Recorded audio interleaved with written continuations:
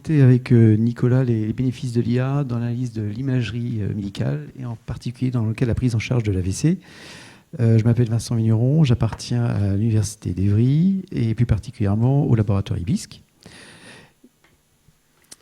Et donc Nicolas Chausson, et je suis neurologue, je travaille juste en face à l'hôpital sud-francilien. Alors pas facile les présentations de voix. Alors, surtout que c'est un PDF à faire défiler. Tac, ok. Donc moi, je vais vous donner quelques petites informations au départ plus générales sur l'imagerie et sur l'imagerie en médecine. Donc, faut comprendre que l'imagerie médicale, c'est vraiment quelque chose qui s'est beaucoup développé depuis ces dernières années. C'est vraiment un moyen de faire le diagnostic et de choisir le traitement adapté aux patients. Par exemple, en neurologie, dans la sclérose en plaques, on va donner des traitements différents en fonction de l'imagerie initiale cérébrale du patient. Et chaque année, dans le monde, il y a 4,2 milliards d'examens médicaux réalisés. C'est-à-dire qu'il y a une personne sur deux quasiment qui a un examen médical. Et c'est en constante augmentation. Donc vous voyez les images aux États-Unis. Et vous voyez, donc ça c'est le graphique sur la droite, à votre gauche.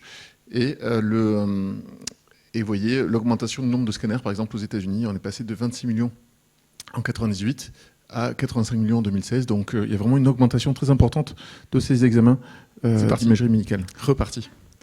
Donc voilà, donc la première diapo, vous voyez qu'il y a de plus en plus d'examens et voilà, ça augmente très très vite, c'est exponentiel. Et en parallèle de ça, il y a un manque d'accès aux spécialistes, notamment aux spécialistes radiologues. Alors il y a les besoins qui augmentent parce qu'il y a la population qui vieillit dans le monde et vous savez, vous voyez qu'actuellement, les plus de 65 ans représentent 10% de la population. En 2050, ça sera presque 20%. Donc c'est inédit dans l'histoire de l'humanité, ce vieillissement de la population qui s'accompagne bien sûr des maladies chroniques. On est plus malade quand on est âgé généralement. Et donc beaucoup de demandes d'examen. Et à côté de ça, il y a un manque d'experts et des difficultés d'accès aux experts. Donc ça peut être aggravé par certaines politiques nationales, mais globalement c'est partagé. En France, on a eu le numerus clausus, mais on voit que dans d'autres pays, il y a aussi globalement un manque de médecins et un problème d'accès aux médecins. Vous voyez l'inégalité de densité médicale en France.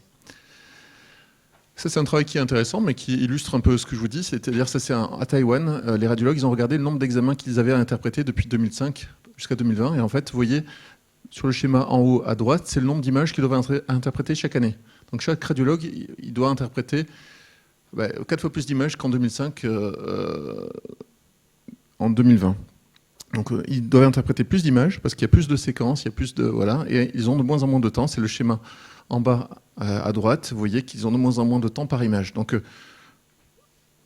des forts besoins en imagerie, moins de médecins, et ces médecins, ils auront de plus en plus d'images et de moins en moins de temps pour interpréter les images. Alors, à côté de ça, il y a eu des révolutions techniques, et c'est la fin des négatoscopes. Alors, Vincent ne savait pas ce que c'était un négatoscope, mais vous voyez dans les films, ceux qui ont les films comme ça, les films transparents, on met devant la lumière, on voit la radio, mais ça n'existe plus quasiment à l'hôpital, tout est numérisé. Ça, c'est un avantage, c'est-à-dire que toutes les images sont numérisées, elles sont accessibles sur un serveur, on peut les consulter de différents ordinateurs, les interpréter, on peut bien sûr les envoyer, et on peut aussi les traiter informatiquement assez facilement.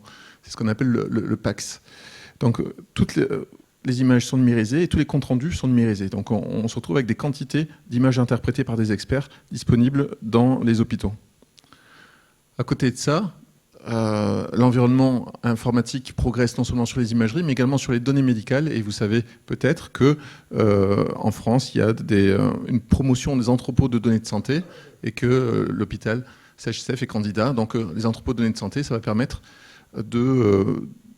d'avoir accès à toutes ces données de manière plus organisée et aussi de communiquer ces données entre différents entrepôts de données de santé.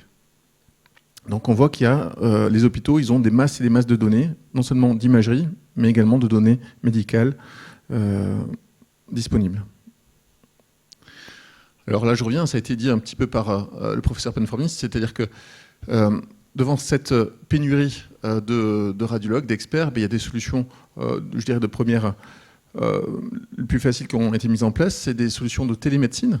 La télémédecine, ça permet, dans les zones reculées où il n'y a pas les experts, justement de pouvoir être mis en contact avec des experts. Là, vous voyez professeur Smadja, donc le chef de service de neurologie, qui interprète une IRM cérébrale qui a été réalisée à distance. Ça va permettre de prendre la décision à distance de nos patients qui se retrouvent dans un autre hôpital à distance du CHSF. Donc ça va permettre de le traiter rapidement sans perdre le temps du transfert. Et dans l'AVC, c'est très important de traiter rapidement. Ces usages de télémédecine, ils explosent. Que ce soit en neurologie, mais on voit également en ophtalmologie, dans toutes les spécialités. Ça, c'est juste en Île-de-France. Mais le problème, c'est que finalement, ça reporte le problème sur un expert qui est délocalisé, mais qui a déjà beaucoup d'examens à interpréter, de plus en plus. Et finalement, ça ne règle pas le problème totalement de la pénurie de spécialistes. Et donc c'est là qu'on voit qu'on est dans un environnement qui est plutôt favorable en radiologie au développement d'outils issus de l'intelligence artificielle, avec notamment des algorithmes de détection, de segmentation. Ils vont devoir trouver sur les images des anomalies. Aider plutôt, est-ce que ça va trouver à la place du médecin? Est-ce que ça va aider le radiologue? Est-ce que ça fait aussi bien qu'un spécialiste, mieux qu'un spécialiste? Est-ce que ça fait mieux qu'un généraliste non expert? Bon, tout ça, c'est à voir. Donc, vous avez vu un petit peu avec la présentation précédente. Alors, la FDA, alors ça existe avant 2019, mais la FDA a changé, a mis en place un cadre réglementaire pour identifier ces outils issus de l'intelligence artificielle en tant que dispositif médical. Il y a des règles un peu plus strictes depuis 2019. Et avec cette nouvelle règle, le premier dispositif qui a été contraint à ces règles, c'est 2020. Mais effectivement, ça existait un petit peu avant. Et les exemples, il y en a plein. En radiologie, par exemple, là, c'est un patient qui se plaint d'une douleur au niveau du pied. Et en fait, il y a un logiciel d'aide à la localisation, à l'identification de fractures. Et vous voyez, il y a une fracture qui est assez évidente ici. On voit la perte de solution de continuité en haut. Mais il y a une petite fracture au niveau des phalanges du pied qui sont plus difficiles à mettre en évidence et qui a été trouvée par l'outil et qui aurait pu ne pas être vue par l'urgentiste ou le chirurgien aux urgences. Alors ça semble très bien, mais en fait, il y a quand même, c'est que le début de ces outils d'intelligence artificielle, et il y a quand même, on n'est pas encore en 2033, il faut se méfier un petit peu de tout ce qui va arriver. Là, c'est un petit papier qui regardait les 100 premiers outils qui sont sortis labellisés CE, donc en Europe. Et vous voyez, alors il n'y a pas d'animation, mais il y a des choses qui superposent un petit peu, mais vous voyez que en fait, ces outils d'intelligence artificielle en radiologie, ça concerne beaucoup la neurologie, ma spécialité, le thorax, les seins, voilà, beaucoup le scanner, l'IRM également, aussi les rayons X, toutes les modalités. C'est beaucoup dans la détection, la quantification d'images. Mais quand on regarde sur le schéma qui est au milieu de la diapositive, on s'aperçoit qu'il y en a moins de la moitié qui ont été évalués par des pairs. C'est-à-dire que la pertinence, l'évaluation scientifique des logiciels peut être un petit peu limite. Certains outils sont basés sur seulement un appareil, c'est-à-dire une marque. Et on sait que c'est important d'avoir des outils des données pas biaisées, qui doivent être issues de plusieurs marques d'appareils, de plusieurs scanners, plusieurs IRM. On sait qu'il y a des différences entre les appareils. On voit aussi qu'il n'y a parfois pas beaucoup de centres qui ont participé. Il peut y avoir des billets de centres, on peut avoir des billets de pays. Et donc cette étude-là, qu'est-ce qu'elle montrait? Que finalement, il y avait quand même à trier tous ces outils qui arrivent. Il y en a 64% seulement qui ne sont pas évalués par les pairs. Et puis il y en a seulement 18 sur 100, c'est caché, pour lesquels il y a un impact clinique qui a été mesuré. Donc voilà, c'est les boches. Il y a beaucoup d'outils, mais ils ne sont pas tous encore très bien évalués. Il y a un enthousiasme à utiliser ces outils, mais c'est vrai qu'il faut un peu de recul pour certains outils. Pourquoi? Parce qu'il y a des pièges, effectivement, à ces outils d'intelligence artificielle. Il y a par exemple des travaux qui montrent que quand un expert, alors si on veut un outil qui fasse aussi bien qu'un expert, la vérité, c'est l'expert qui la donne, ou les experts qui la donnent. Et si l'expert, il utilise un outil d'intelligence artificielle qui a des mauvaises performances, au bout d'un certain temps, en fait, quand on mesure la performance de l'expert, elle baisse. Parce qu'il va utiliser le retour au feedback des outils d'intelligence artificielle et finalement faire baisser ses performances. Donc il y a plein de petites choses comme ça qui sont à évaluer. Il y a aussi une tendance, il y a beaucoup d'outils qui sont à but lucratif. Et donc, d'ailleurs, certains hôpitaux sont sollicités pour vendre leurs données, généralement pas trop cher, pour développer des outils qui seront très chers. Donc il y a un marché en grande partie lucratif de ces outils, et donc il y a du tri. Il y a une tendance aussi à utiliser beaucoup de masses de données pour développer ces outils. Et en fait, les patients, parfois, quand on les regroupe dans des grandes quantités de données, mais en fait, ça ne correspond plus aux vrais patients, parce que les patients, c'est des sous-groupes, parfois. Et finalement, le fait d'utiliser des grandes données, ça peut aussi fausser, finalement, ou ça peut un peu gêner l'impact clinique. Donc voilà, c'est le début, et il y a bien sûr, on a vu les biais possibles aussi dans la création de ces outils. Ça, c'est le contexte, mais moi, je suis un spécialiste d'accidents vasculaires, donc là, je vais être plus à l'aise pour vous parler de ça. L'AVC, je ne sais pas si vous connaissez, c'est une maladie extrêmement fréquente, ça veut dire accident vasculaire cérébral, et c'est un problème de santé publique. C'est-à-dire que dans le monde, il y a 13 millions de personnes par an qui font un AVC. En France, c'est 140 000 personnes. Et en fait, l'AVC, alors soit on en meurt, c'est la deuxième cause de mortalité chez la femme, troisième cause chez l'homme, et soit qu'on n'en meurt pas, on a un bout de cerveau qui a été abîmé, et un bout de cerveau, ça veut dire soit du handicap physique, soit du handicap cognitif, donc c'est la deuxième cause de démence, soit les deux, on a un handicap physique et cognitif. Et donc tout ça, ça fait du handicap, ça coûte de l'argent à la société, et donc c'est vraiment une maladie dont l'amélioration de la prise en charge est fondamentale. Alors un AVC, l'AVC c'est un mot tiroir, c'est accident vasculaire cérébral, et en gros, pour simplifier, il y a deux grands types. Soit il y a une artère qui se bouche, une zone du cerveau qui n'est pas irriguée, on parle d'infarctus cérébral, c'est 85% des AVC, et on ne va parler que de ça. Plus rarement, il y a un vaisseau qui éclate, c'est une hémorragie cérébrale, mais ça correspond à une minorité d'AVC, 15%. Alors pour l'infarctus cérébral, qu'est-ce qui se passe? Vous voyez un crâne de profil, des artères intracérébrales, et en fait, parfois, il y a un caillot qui va boucher une artère. C'est ce qu'il y a en noir ici. Quand le caillot bouche l'artère, il y a toute une zone du cerveau qui n'est pas irriguée. Et cette zone du cerveau qui n'est pas irriguée, alors pas totalement irriguée, parce qu'il y a quand même un petit peu de sang qui passe par des collatérales, mais elle va être hypoperfusée. Quand elle est hypoperfusée, elle ne fonctionne pas bien. On a un déficit, on est hémiplégique par exemple, mais on n'a pas encore cette zone qui est détruite. Cette zone, elle va se détruire petit à petit. Alors d'abord, il y a un œdème cytotoxique, puis il y a l'infarctus, irréversible. Et ça progresse comme ça progressivement. L'idée, c'est si on arrive à déboucher très rapidement, toute cette zone qui est en train de souffrir, on va en sauver une grande partie. Donc l'idée, c'est d'agir très vite. Et c'est pour ça que le leitmotiv en neurologie vasculaire, time is brain, on l'a tellement utilisé, maintenant on n'ose plus le dire en neurologie parce que c'est vraiment, on l'a beaucoup dit, mais c'est fondamental. C'est-à-dire que plus on agit vite, plus on va déboucher tôt, moins on aura de séquelles. Il faut vraiment aller très très très vite. Parfois on entend, on a jusqu'à 4 heures, on a jusqu'à 5 heures. Non, en fait, si on agit au bout d'une demi-heure, c'est beaucoup mieux qu'agir à 4 heures. Alors, le principe du traitement, mais pourquoi il faut agir vite? C'est qu'on peut essayer de déboucher. On a des outils depuis maintenant 20 ans pour essayer de déboucher les artères à la phase aiguë, et on se base avant toute chose sur une IRM, sur une imagerie en tout cas. On a besoin d'une imagerie cérébrale dans l'AVC. Pourquoi? Parce qu'il faut différencier une hémorragie d'un caillot. L'hémorragie, c'est rare, mais si ça existe, donner un traitement qui va dissoudre le caillot, c'est pas bon dans les hémorragies, ça aggrave les hémorragies. Donc on a besoin d'une imagerie initiale, et l'imagerie, le gold standard en France, c'est l'IRM, qui apporte beaucoup d'informations. Vous voyez, la première IRM, là on a un patient qui a une hémiplégie gauche complète, on le passe à l'IRM, et on va voir qu'il a en haut une artère qui est bouchée, c'est vu de face, vous voyez, il y a une artère qui manque. Sur la séquence en noir et blanc, vous voyez une petite tache blanche, c'est ce qui est déjà détruit. Mais par contre, sur cette zone-là, vous voyez ce qui est hypoperfusé. Toute cette zone-là, elle est à risque d'être détruite, mais elle n'est pas encore détruite. Ce qui est détruit, c'est juste ça. Donc si on arrive à déboucher, on va sauver tout ça. Et on voit un caillot, j'ai grossi un petit peu, c'est ce qui est en noir, qui bouche l'artère. Ce patient, il a bénéficié d'un traitement thrombolytique, c'est-à-dire qu'on a injecté un produit pour dissoudre le caillot assez rapidement, et vous voyez, ça a débouché l'artère. Alors la lésion, elle a un tout petit peu grossi, mais on a sauvé tout ce qui était hypoperfusé. Vous voyez, il n'y a plus d'hypoperfusion, et le patient s'est nettement amélioré. Ça, c'est la belle histoire, mais malheureusement, ça ne marche pas tout le temps. Ça marche dans 30% des cas pour ce type d'occlusion.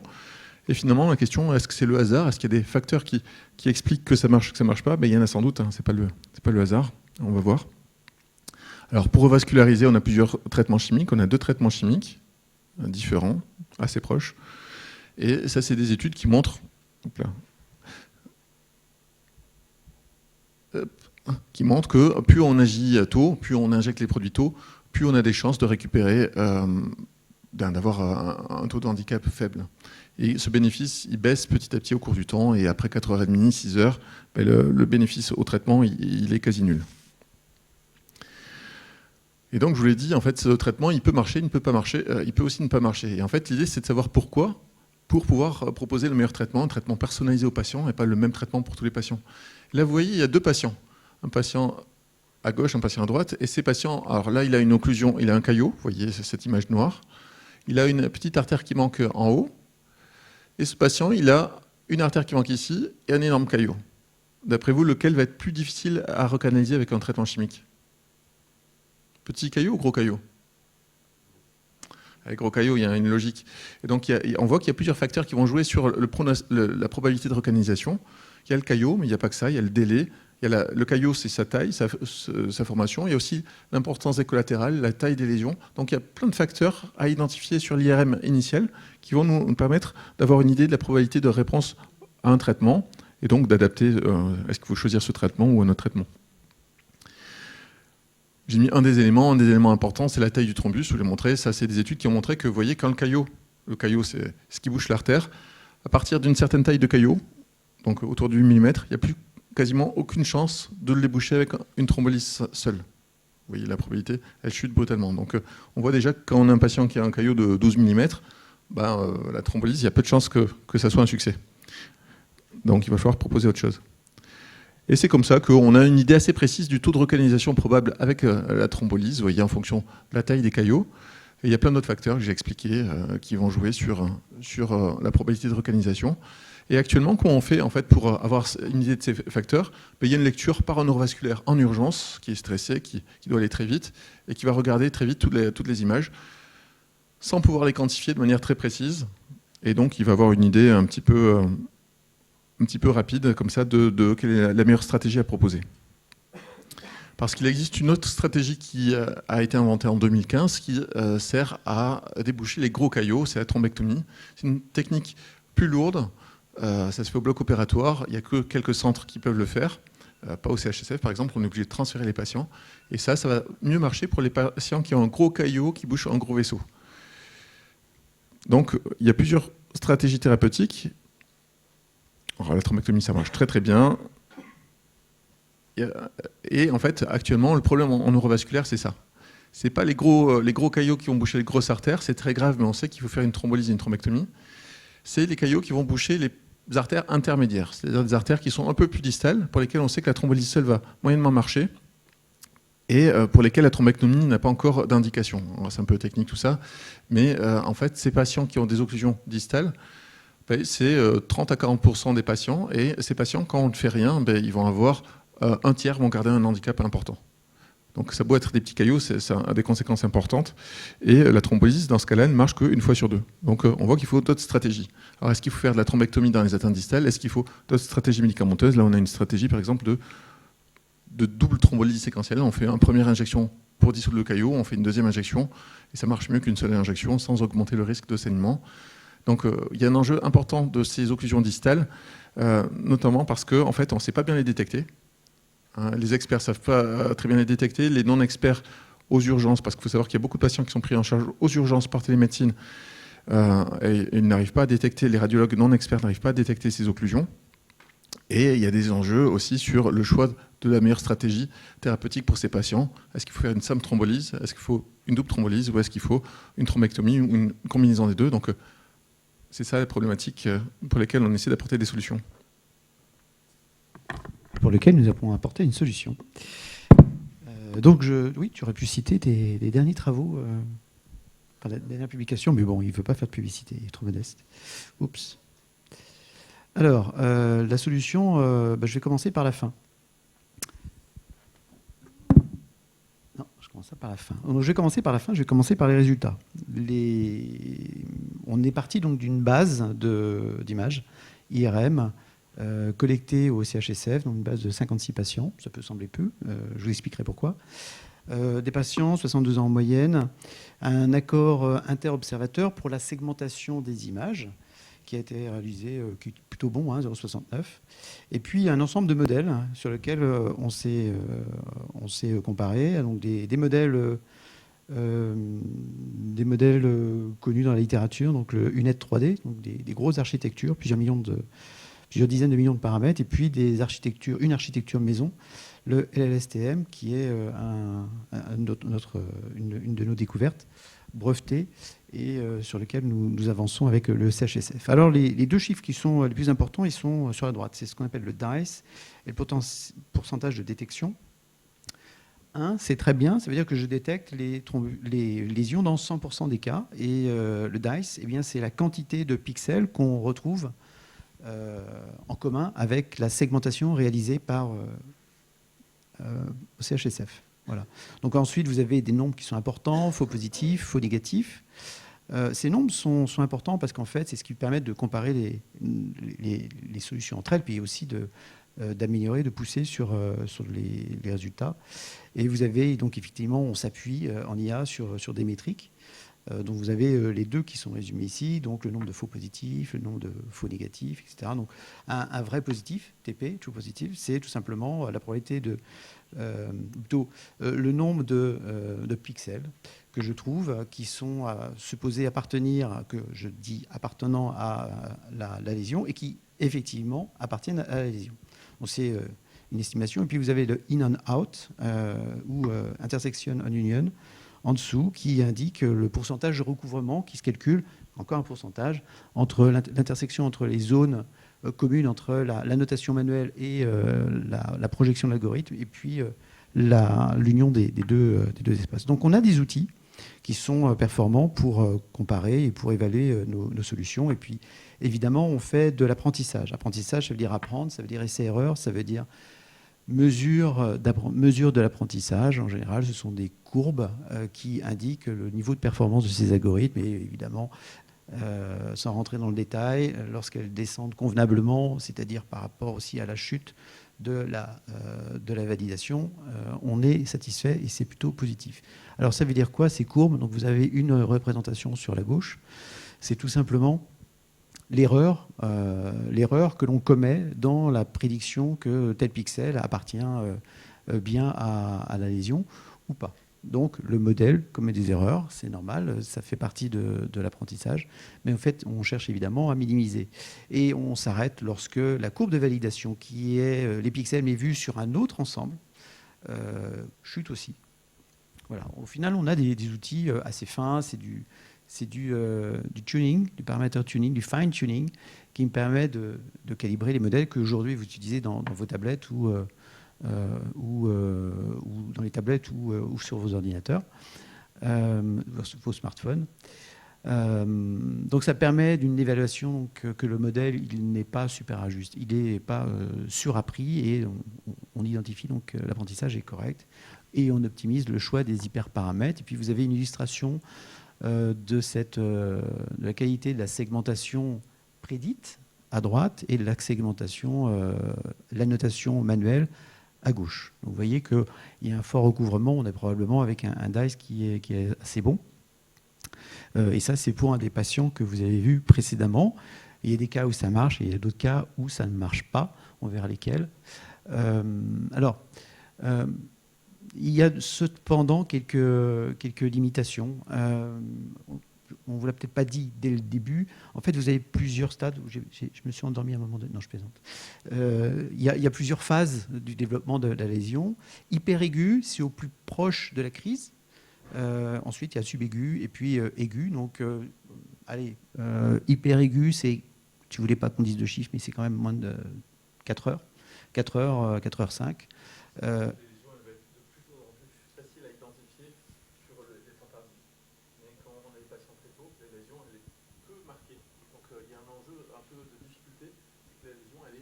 Exactement. Exactement. Voilà. Et ce qui est intéressant, c'est que la plupart des méthodes de segmentation, elles reposent sur la détection uniquement du subaigu. C'est-à-dire qu'on n'est pas dans l'hyperaigu. Et c'est pour ça qu'on a un temps d'avance. On est même les premiers à faire ça en hyperaigu. Alors, il n'y a pas que le fait qu'on est super bon, bien sûr, je plaisante. Il y a le fait aussi il n'y a pas beaucoup de bases de données qui présentent des patients en phase hyperaiguë. Donc, c'est très favorable pour ce travail. Ah oui, donc c'est ce que tu disais, hein, la distinction entre lésion et artefact aussi devient plus difficile en phase hyperaiguë. Alors voilà des exemples, deux exemples. Si tu tournes une autre base, une base ouverte justement, mais c'est en phase subaiguë, donc c'est pas tout à fait la même chose. On a un dice de 0,59, donc c'est plutôt bien. Vous pouvez regarder à l'œil. Faites confiance à votre œil. Vous voyez la vérité terrain à gauche, à droite, à prédiction. Ça matche bien. Et puis, vous avez des cas où ça ne matche pas du tout. Pourquoi ça ne matche pas du tout? Est-ce que vous avez l'œil assez perçant? En fait, je ne dis pas de bêtises, ouais. Le thrombus, pardon, la lésion est ici. Donc, elle est vraiment très petite et on n'a pas été bon là-dessus. Mais ce n'est pas le subaigu qui nous intéresse, c'est vraiment l'hyperaigu et là, on ne se trompe pas. Alors, qu'est-ce qu'on fait? Aujourd'hui, on fait l'apprentissage et pour vous donner un survol rapide des méthodes, vous en avez 4. Vous avez, allez, j'ai partagé ça en 2 parties. Ça se lit de gauche à droite ou de haut en bas. Vous avez les méthodes discrètes, les données discrètes en haut, les données continues en bas. Et puis, à droite, vous avez le non supervisé, les techniques d'apprentissage non supervisé, et à gauche, les techniques d'apprentissage supervisé. Et donc, respectivement, nous avons la classification, le clustering, la réduction, la régression. La classification, en haut, à gauche, vous voyez tout de suite ce que c'est. J'essaie de trouver une séparatrice qui discrimine les 2 groupes d'objets. Clustering, bon, ça consiste à trouver des points communs entre les objets dans l'espace. La réduction, c'est une technique un peu différente qui consiste à réduire l'espace des caractéristiques des objets. Et puis, on a la régression, évidemment, c'est la régression classique, qui peut être logistique ou, comme vous avez certainement fait, des moindres carrés quand vous étiez plus jeune. On ajustait une droite avec des points. À votre avis, ce qu'on fait là, avec la segmentation des images, c'est quel groupe de méthodes? Desma? Ah, et c'est de sa faute. D'accord. Isaline, alors, à votre avis, c'est quelle méthode? Non. La question, c'est, ce qu'on fait, ça correspond à quel type de méthode? Exactement. On est en classification. On classifie chaque pixel de l'image. Chaque pixel de l'image, et c'est une image qui fait 158 par 192 par 24 ou encore 150 selon les cas, selon la résolution de l'image. Ça correspond à une quantité de pixels assez énorme.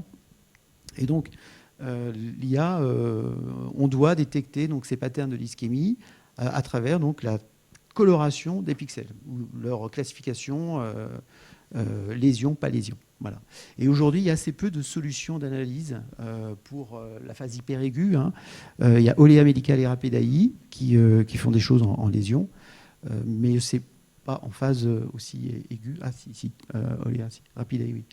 Et puis, on s'appuie également, alors ça c'est plutôt le comment, on s'appuie sur 3 modalités. C'est-à-dire qu'on est dans le multimodal, nécessairement. Pourquoi? Parce que chacune des modalités qui sont signalées ici, le DWI, le B0, le ADC, ce sont des signatures individuelles qui portent une information discriminante chacune. Mais mises ensemble, elles sont beaucoup plus fortes pour discriminer les objets. Et voilà le type, voilà l'architecture qui a été mise en place. Alors vous avez à droite une architecture UNet qui est une enfilade de réseaux de neurones, enfin pardon, une enfilade de couches de réseaux de neurones. Et puis vous avez en bas à gauche notre architecture. C'est une architecture qui a une particularité. On va passer sur les maths. Elle a une particularité, cette architecture, c'est que c'est pas une architecture qui classifie de façon type prédictif simple. C'est une architecture qui s'appuie sur les séquences d'objets. Vous savez tout ce que c'est qu'une séquence temporelle. C'est je prédis le futur à partir du présent et du passé. De la même manière, je vais prédire la position des pixels de la lésion en regardant les couches des IRM. Et je vais m'appuyer sur plusieurs couches, sur une hiérarchie de ces couches pour identifier les bons pixels. Donc, c'est un modèle temporel, mais dans lequel la flèche du temps a été remplacée par une flèche spatiale. Voilà.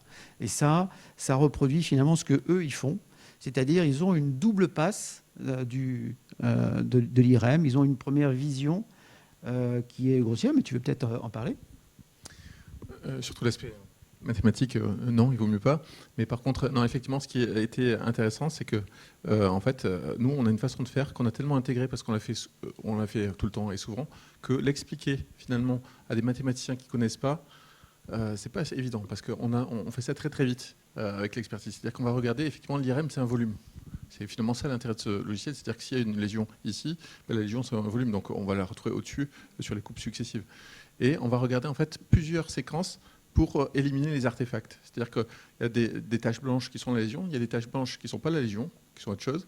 Et finalement, nous, on va intégrer plusieurs lectures, plusieurs séquences pour arriver à retenir l'information. Donc il y a à la fois un aspect volumétrique et à la fois effectivement l'information qui va sortir de plusieurs séquences regardées. Et c'est ça qu'il a fallu traduire en langage mathématique. Oui, exactement. Donc on a un modèle récurrent spatial, finalement. Ce qui est traduit par ces équations, on va passer dessus aussi. Ce que je voulais juste montrer, c'est qu'il existe déjà dans la littérature, on n'a rien inventé, il existe déjà dans la littérature des modèles récurrents dans lesquels on utilise des variables exogènes, x, et puis la variable d'intérêt, y, qui suit. C'est ce qu'on appelle des modèles d'état si on est automaticien, et chez nous, c'est ce qu'on appelle des modèles récurrents.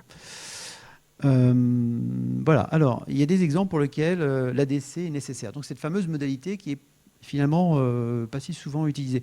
Si, par eux, parce qu'ils jouent vraiment avec les modalités, mais évidemment la difficulté c'était, nous, de quoi a-t-on réellement besoin? Et on s'est rendu compte récemment en travaillant que la modalité ADC, qui n'était pas forcément pointée par les collègues, finalement, elle avait une utilité. Vous voyez deux exemples. À gauche, où j'essaye à partir juste du WI de trouver la lésion, et ça ne marche pas. Par contre, en utilisant l'ADC, j'ai tout de suite l'identification de la lésion.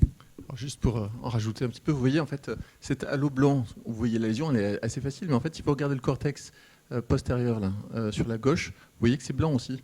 Et donc, en fait, pour l'algorithme, ça pourrait être aussi une lésion finalement. Et tout ça, c'est de l'artefact. La seule lésion qu'il y a, c'est cette lésion qui commence à se dessiner en profondeur. Mais vu qu'on est à la phase hyperaiguë, elle commence juste à se dessiner. Et tout le reste, qui est aussi blanc, c'est normal. Donc, c'est ça la difficulté. C'est-à-dire que trouver une tache blanche, ça semble facile, mais en fait, il y a d'autres parties du cerveau qui ont la même couleur et qui ne sont pas de la lésion. Exactement. Et les deux c'est le même cerveau, on est bien d'accord, ce sont deux modalités différentes. Quels sont ceux d'entre vous qui arrivent à voir la tache noire sur l'image de droite? En haut. Vous la voyez?